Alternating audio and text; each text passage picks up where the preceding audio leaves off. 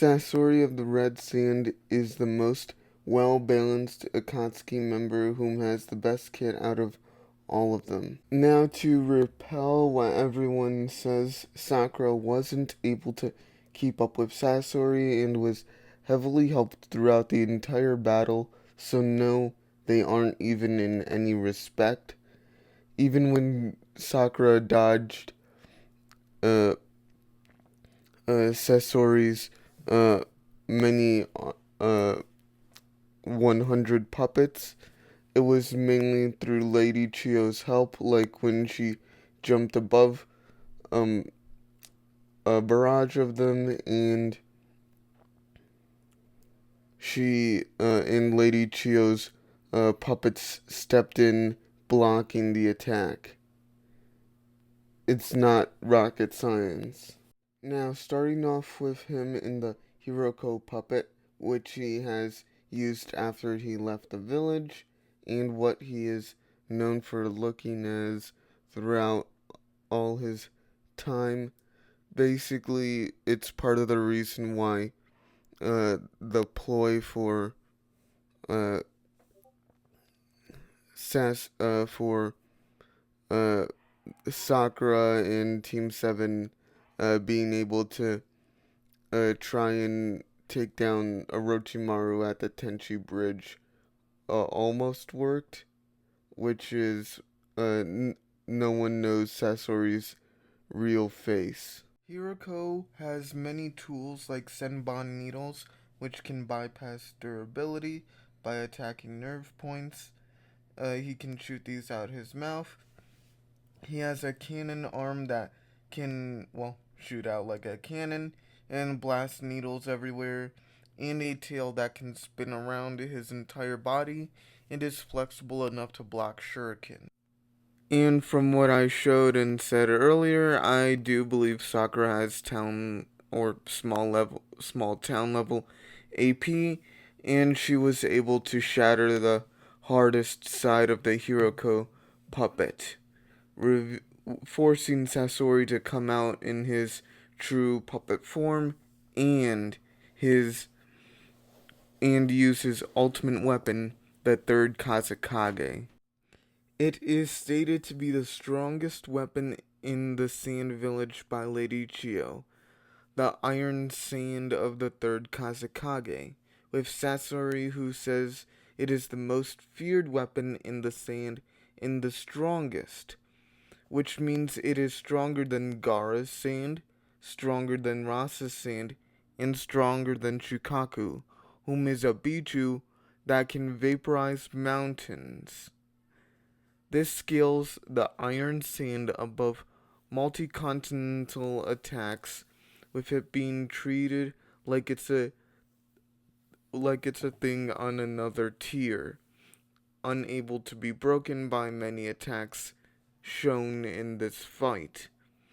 This would scale it above all of the others, and I would say because of the whole tier thing and how it's basically being treated as a god tier weapon, that it should scale to moon level attacks.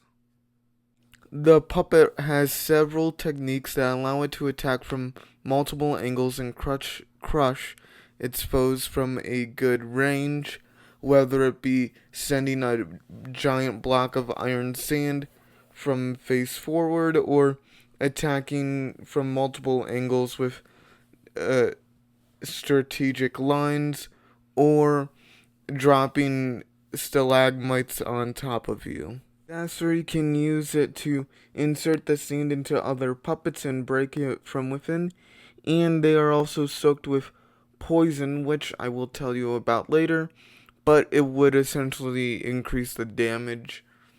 Due to this versatility, Sassori is really broken. The Kazekage can also shoot a wave of arms that spew poison gas, a arm covered in poisonous blades, and snares that can pull people in or hold them down, so the Kazekage puppet can use the iron sand and attack them while they're unable to fight back.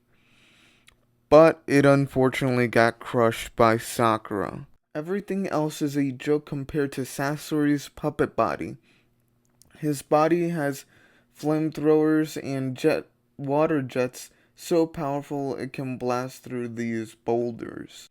He also has turbines on his side to fly or increase his speed, but his most dangerous weapon in his arsenal is where he can summon 100 puppets with poisonous weapons of their own, from blades to knives to scythes.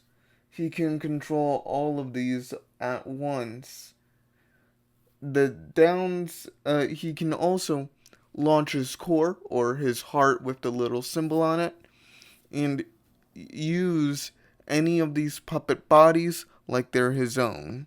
But they lack any of the fire jets and water things from before.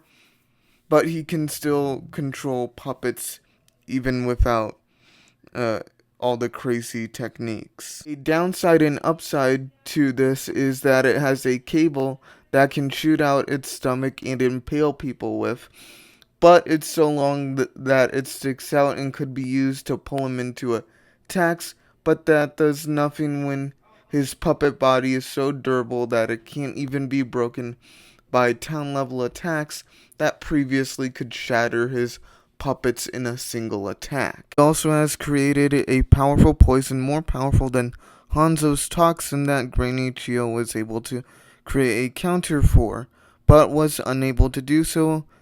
So she called help from Tsunade, whom sent Sakura, whom, yes, I know, I'm sorry for constantly saying whom.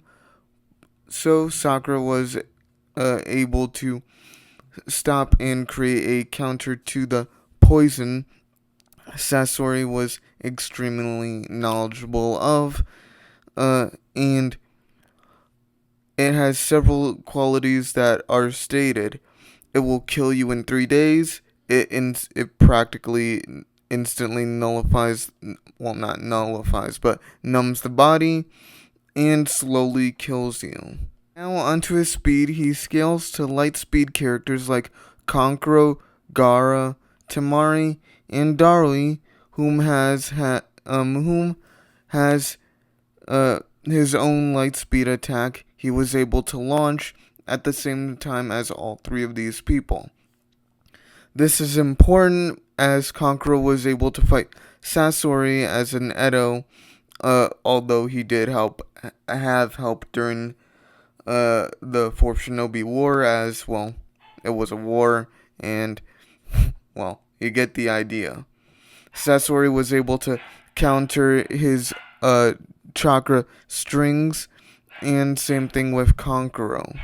So this does show a level of relativity to light speed characters, especially in terms of combat speed, which does translate to his puppets as he is directly controlling them with the chakra strings. Even though Sassori has all this, he died to one thing: childhood trauma, and that carried with him through his death, where he died at the hands of his parents.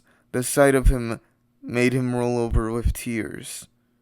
Now that the video is over, I would like to thank you guys for sticking through and fully watching it, seeing what I have to say.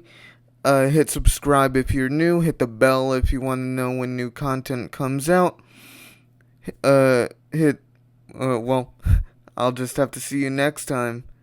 Peace out and have a great day.